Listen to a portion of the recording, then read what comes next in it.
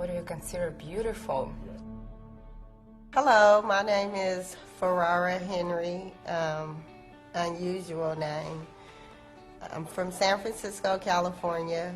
I reside right now in Oakland, California, which I love. I currently go by the name of Farrah Fox with 2 X's. This is gonna hurt. My name is Ekaterina Valisheva. I'm from Russia, from little city on east part. It's called Khabarovsk. I'm the only child in my family. I had a cat, and we were like really, really good together. Very nice family. I love my parents. What else can I say? To me, my childhood was.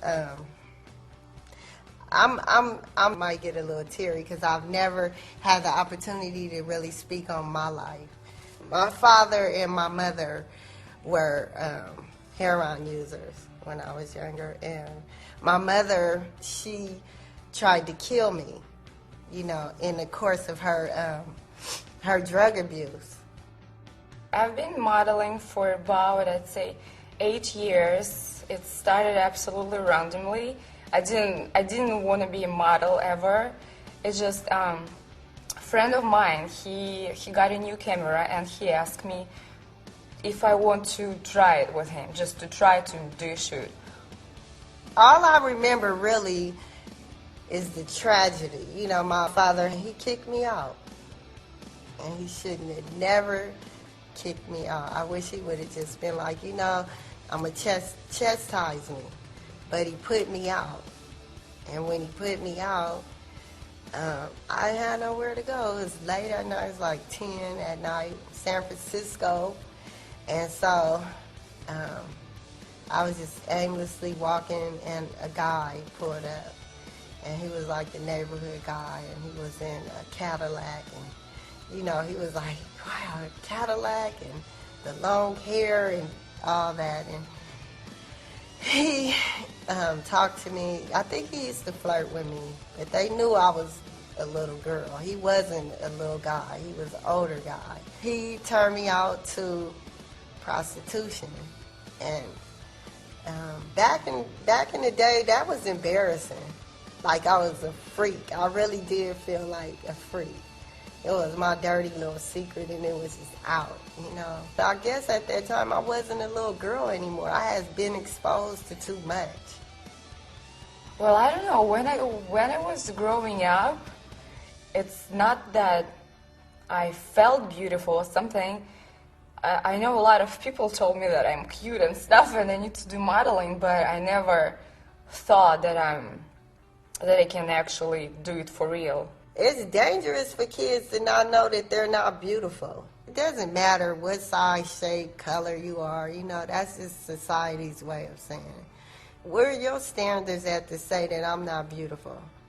Where is it in the book that say because my size or my cellulite or, my rose? Where is it? Who wrote that said I wasn't beautiful? Just me being who I am today, that's beautiful. You know what I'm saying? Look at me. You don't have to be like that. You don't have to sit like that. You don't have to hide. That's you. Embrace it. Become a survivor. And I told myself I was a survivor, and I felt good because I was like, I'm a survivor. Can't nobody touch me, What happened during the photo shoot was I was able to get to know her and who she is as a person and her history. And I became really infatuated with her and just really loved her to death. We started doing some amazing single solo shots that was based around her letting out the pain of the loss of her mother.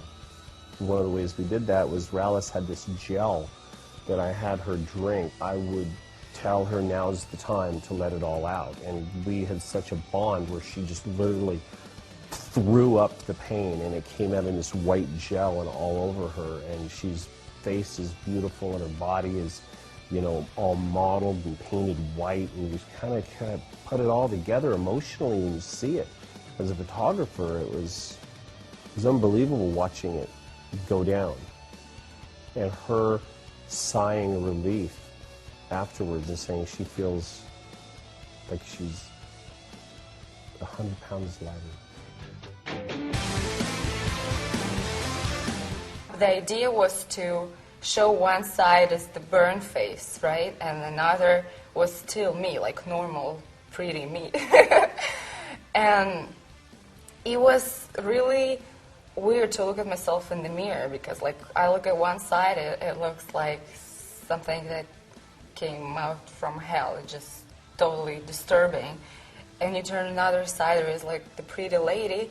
So it was interesting. It was interesting feeling. Like, how do you feel about it? Because, you know, it's like one side this way, another side is totally different. So it's kind of, I don't know, mixed emotions. What the idea was with me and Rallis was to find an extremely beautiful girl, as society would consider beautiful, and me too. She's very beautiful. But I wanted to take half of her face and disfigure it. And as you would look to one side, she was society's version of beauty, and to the other side, she's not beautiful, by mainstream media at least. And in my eyes, I saw beauty in both sides. When I first saw my final picture, I realized that it's actually not who you are outside, but who you are inside more. When she saw the photos, she was just like, her mouth fell open, and she said, I look so beautiful. And I go, yes, you do. I love when someone does something with a message, that it's not just a beauty picture, but that has a message under it. Nikki has his eye on everything. I started really feeling pretty. I didn't feel like slutty, I felt like pretty. I think this was like my highlight. This was the best photo shoot that I ever did. This is something I really, really, really could be proud of. Taking off my clothes and really, really, really be proud of. Getting that emotion to come out. Like, she left like some of her pain at Funny Farm. So I'm reaching for the stars and reaching for my new dreams.